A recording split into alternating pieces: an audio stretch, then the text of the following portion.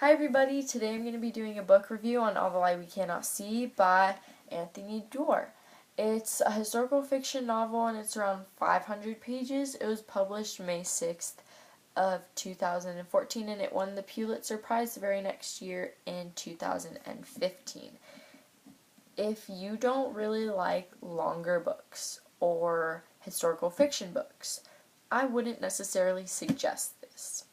We don't really see many of the historical aspects that you would assume would be in a historical fiction novel, especially since this story takes place in late World War II. We don't really see many things that we would typically assimilate with World War II, being concentration camps, Nazis, Hitler. We do see some reference to Hitler and we do see Nazism, but it's not to the point where it could be considered boring or like you're in a history classroom.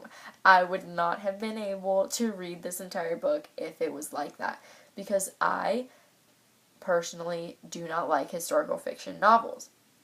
But the way that this was written and the characters, the way that he creates their personality and almost allows us to be inside the book is what kept me going throughout this historical fiction novel.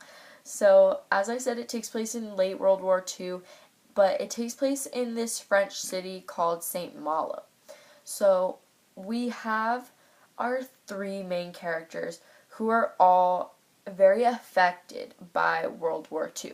We don't really see the direct effects because it's never really directly mentioned, but we can see the way that it has shaped their life and the way that their stories eventually come together and, how they start in the first place. So our first character we have is Mary Lore. She's a blind girl. She's, in my opinion, I don't feel like she grows very much morally, which is something that I would prefer to see in a book, but I think that because of the situation that she's in, where she has to leave her home and go and live with her uncle, essentially, and in hiding because of World War II, I think that her being trapped, pretty much, it doesn't really allow for her to be in certain situations where maybe me or people around me might be in at a certain age to make important decisions and moral decisions that change our character and allow us to develop.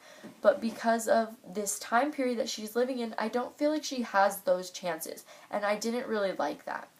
Of course, I understand that it is due to the setting in which she lives and the setting in which she is having to grow up in. I just didn't like how I don't feel like she grew, and that frustrated me because I like to feel a character personally grow. But the way that her character was written was beautiful. We find out from an early age that she's hereditarily blind, so as she gets older, she will lose her sight completely. So her father, who's such a caring human being, and he's just the father that I think everyone would wish they could have.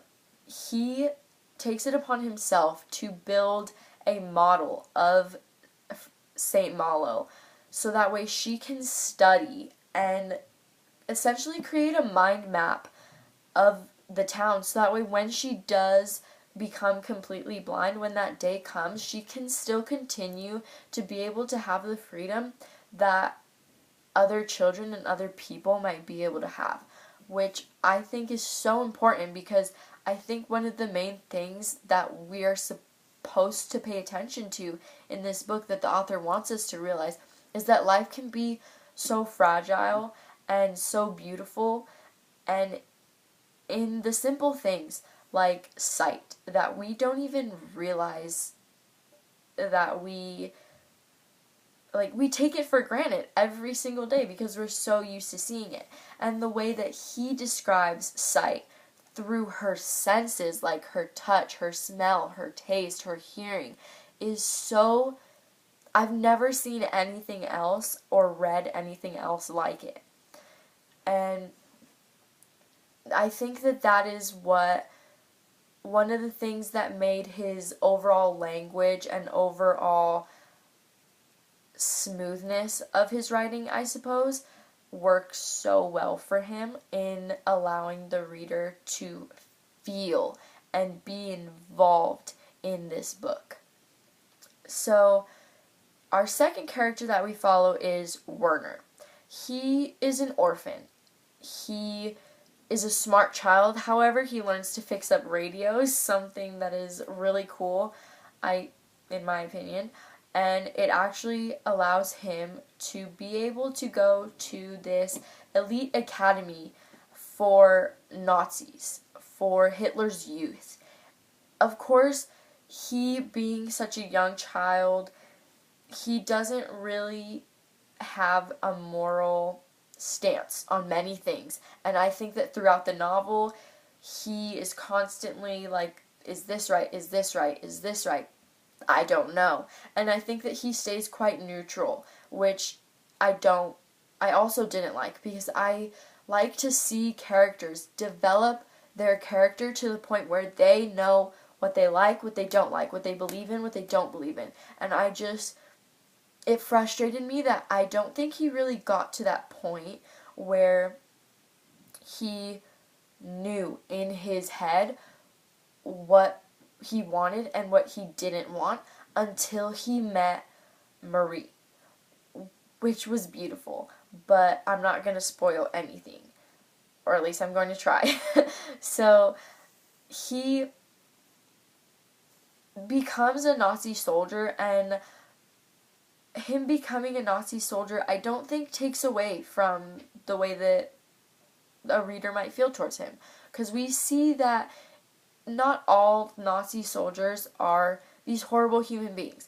And now, I don't think the author is doing this to try and condone what they did as being right. I don't think that at all. I think, however, that he's trying to show the humanity in a person that may not know what they're going into. It just is something that they're thrown into because it's something that could help them in their life. And that's it. His life circumstances led him to being there.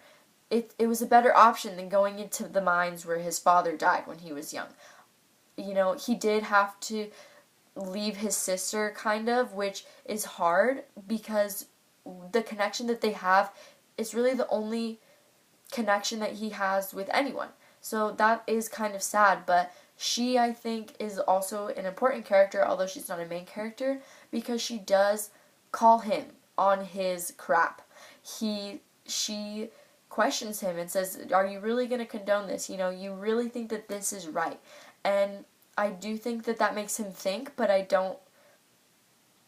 can't say that it made him really set his mind on what is right.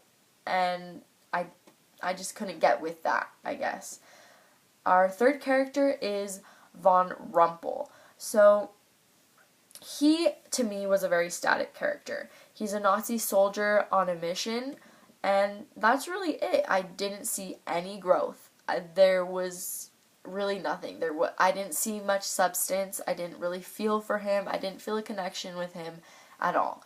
However, his purpose in the novel did allow for the three characters to really come together in the end. It was a very well-written novel, and the way that he carefully and intricately weaves everything from the beginning to the end to make this novel come full circle is so different, I think, because I've never really seen a novel where there's three different perspectives. Each person has maybe completely different stories, except for, I think that Marie and Werner, their souls were just so similar, and they were meant to be together, but that's besides the point.